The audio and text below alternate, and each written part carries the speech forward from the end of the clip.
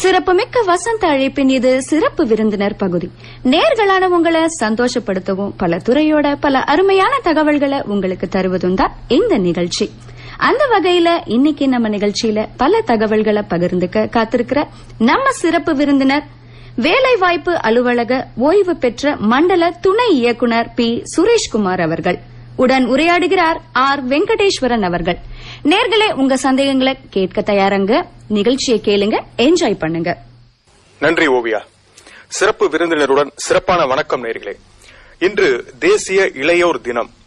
100 இளைஞர்களை என்னிடம் கொடுங்கள், இந்த உலகத்தையே மாற்றி காட்டுகிறேன் என்று சொன்ன வீர துறவி விவேகானந்தர் அவர்களின் பிறந்த தினம். Youth are not useless, they are used less என்று சொன்ன விவேகானந்தர் அவர்களின் பிறந்த தினமான ஜனவரி மாதம் 12ஆம் தேதி 1985ஆம் ஆண்டு முதல் தேசிய இளையோர் தினமாக கொண்டாடப்பட்டு வருகின்றது. இன்றைய தினத்தில் இளைஞர்களின் நிலை என்ன என்பதை அறிந்து கொள்ள வாருங்கள் நேயர்களே, நமது சிறப்பு விருந்தினர் வேலைவாய்ப்பு அலுவலக ஓய்வு பெற்ற மண்டல துணை இயக்குனர் பி. சுரேஷ்குமார் அவர்களுடன் உரையாடுவோம். சார் வணக்கம். வணக்கங்க. நீங்க இளைஞர்களோட நீண்ட தொடர்பு உள்ளவர்னு சொல்லலாம். அவர்களின் இன்றைய போக்கு எப்படி இருக்கு அப்படின்றத பத்தி நிகழ்ச்சி ஆரம்பிப்போமே. எனக்குள்ள இருக்கக்கூடிய அந்த இளமை உணர்வு என்பதும் சரி, நான் அந்த சின்ன வயசுல இந்த மாதிரி விவேகானந்தர் அவர்களுடைய அந்த கருத்துக்கள், அவருடைய செயல் தளங்கள், அதுல எல்லாம் நான் ரொம்ப எனக்கு ஈர்ப்பு ரொம்ப அதிகமா இருந்தது.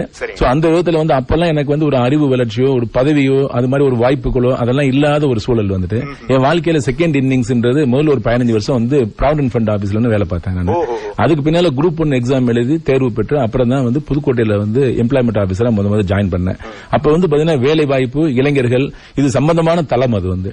ஆனா அந்த தளத்துல சீனியாரிட்டி பிரகாரம் வேலைகள் எப்படின்னு ஒரு சில வாய்ப்புகள் இருக்கக்கூடிய நேரத்துல அப்ப இந்த உணர்வுகள் இதுக்கெல்லாம் ஒரு வெளிப்பாடு எப்படி இருக்க முடியும் அப்படின்னு பாக்குறப்ப ஒட்டுமொத்தமாக இளைஞர்களுடைய உணர்வுகளை எடுத்து அது ஒரு நாற்றாங்காலாக வேலைவாய்ப்பு அலுவலகம் என்பது அந்த விதைகளை பக்குவமா எடுத்து கொண்டு போய் எங்கெங்க போய் சேர்க்கணுமோ அங்க சேர்க்கக்கூடிய மாதிரி ஒரு தளமாக நான் இன்டர்பிரட் பண்ணிக்கிட்டேன். நான் அப்பெல்லாம் இந்த மாதிரி இன்னைக்கு எனக்கு நீங்க இந்த நேரத்தில் என்னை கூப்பிட்டு இளைஞர்கள் அப்படின்னு விவேகானந்தர் சொன்ன உடனே இதை பத்தி சொல்லக்கூடிய ஒரு சின்ன ஒரு சராசரி ஒரு ஆள் இருக்காங்க அப்படின்னு நினைச்சது எனக்கு ஒரு பெரிய பாரத ரத்னா மாதிரி அந்த விதத்துல நான் எனக்குமே அதுக்கு அருகதை உண்டு இந்த மாதிரி இந்த தளத்துல பேசுறதுக்கு. இந்த நேரத்துல நேயர்களுக்கு ஒரு நினைவூட்டல் என்ன அப்படின்னா, ஐயா சொன்ன மாதிரி வேலை வாய்ப்பு அலுவலகம் அப்படின்றது எல்லாரும் மாணவர்கள் எல்லாம் பட்டாவது முடிச்ச உடனே கூட அந்த ரிசல்ட் வர அன்னைக்கு பாத்தீங்கன்னா நம்ம வேலை வாய்ப்பு அலுவலகத்துல அதிகமான கூட்டம் இருக்கும். போய் தங்களுடைய பெயரை பதிவு செய்து அந்த பதிவு செய்து இந்த சீனியாரிட்டி வரும், அப்பதான் நமக்கு சீக்கிரம் வேலை கிடைக்கும் அப்படின்னு ஓடி போய் மாணவர்கள் கியூல நிப்பாங்க.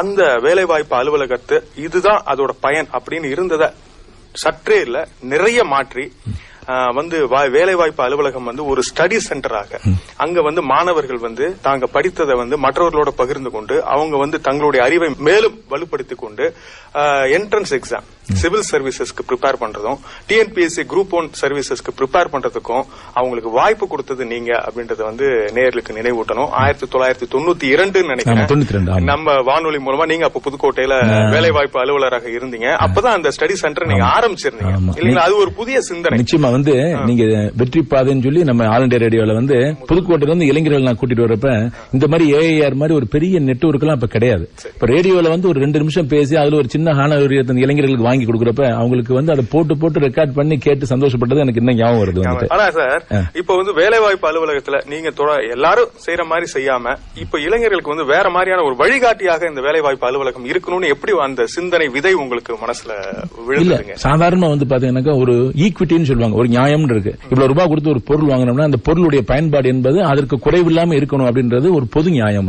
அப்ப நான் அந்த தளத்துல பல இளைஞர்கள் டெய்லி நேரடியா பார்க்கக்கூடிய நேரத்துல அவங்களுடைய விரக்திகள், வேதனைகள், அவங்களுக்குள்ள இருக்கக்கூடிய அற்புதமான ஒரு எழுச்சி, இதுக்கெல்லாம் ஒரு வடிகால் சொல்லாம ஒரு பார்வையாளனா என்னால இருக்க முடியாது. இப்ப நான் மாத்திரம் இல்ல, எங்களுடைய துறையில பல பேர் பல நிலைகள்ல பலதை செஞ்சுட்டு தான் இருக்காங்க. சில நேரங்கள்ல எனக்கு சில அனுகூலங்கள் இருந்து ஒரு சரியான வாய்ப்பு இருந்தப்ப நான் கொஞ்சம் பேசப்படுறேன், அவ்வளவுதான். பட் அந்த மாதிரி அந்த தளத்துல இருக்கிறப்ப அது ஆட்டோமேட்டிக்கா அவங்களுடைய சில சிந்தனைகள்ல அவங்களுக்கு ஒரு நியாயம் இல்லாம ஒரு பலவீனத்துல யோசிப்பாங்க.